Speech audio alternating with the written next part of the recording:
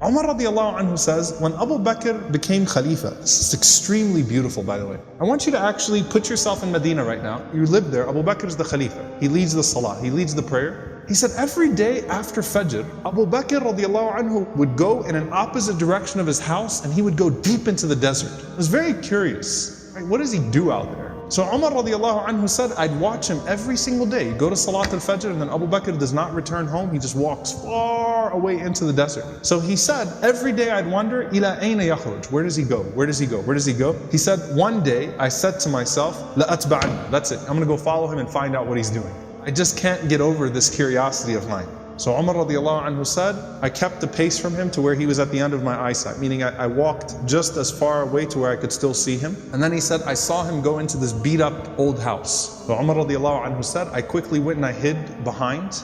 And he said, he spent a long time in there. It wasn't like a short amount of time. He spent a long time until after the sun was up, meaning it was getting hot. This is after Fajr, this is way past Duha, way past sunrise. And it got hot and then Abu Bakr radiallahu anhu left the home and he made his way back to Medina. He said, this is way out of the city of Medina now. This isn't even the city of Medina right now. Way out of the city of Medina. So Umar radiallahu anhu said, I waited until I could no longer see him, meaning he made his way back to Medina. And Umar radiallahu anhu said, I knocked on the door, okay? And he said, this woman opened the door. She was elderly, she was frail, she was blind, and there were a bunch of little kids running around, okay? So I said to her, Assalamu alayki, ma sha'nukum ya amatullah. I said, peace be unto you. What is your situation, O servant of Allah? And she said that I am a blind woman, and I have no one to take care of me, and I also have these orphans with me. You know, and the implication, Allahu A'lam, her kids died, left behind, these are her grandchildren, or these were orphans. Somehow, it's her, and it's some orphan children. And she says, I have no one to take care of me,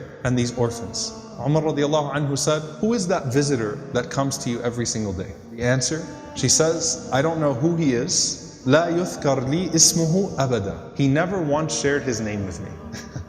He never bothered to tell me his name. Umar radiallahu anhu said, well, what does he do? قالت جزاه الله خير. She said, may Allah reward him. Every morning he comes. Listen, by the way, she details it. She says, he cleans my home. He washes our clothes. He grinds our wheat. He bakes our bread. He cooks our breakfast. And then he leaves. Subhanallah. Think about that. If this was the only narration we had about Abu Bakr, it's incredible.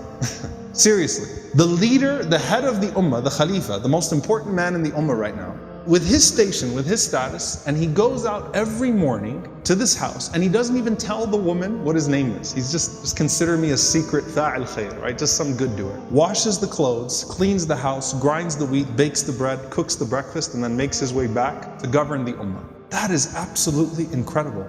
Umar radiallahu ta'ala anhu says, every single day, like, is this really what he does every single day? She said, every day, may Allah bless him. Umar radiallahu anhu said, do you pay him anything? She said, nothing.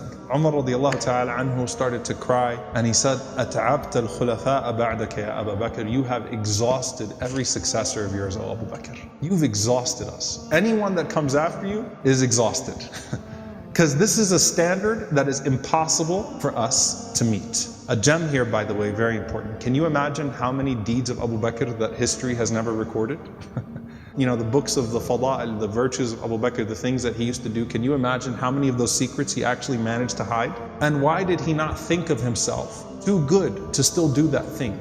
And by the way, a lesson for all of us. If you're someone who does some khair that everyone knows about, you better have some khair that only Allah knows about. Right? You better have some khair that only Allah subhanahu wa ta'ala knows about. And let it be an involved khair too. Okay? An involved form of good. Not just a secret charity. But this is something that has a spiritual reminder and effect on him too, right? Going and visiting this elderly woman and her orphans every single day and doing those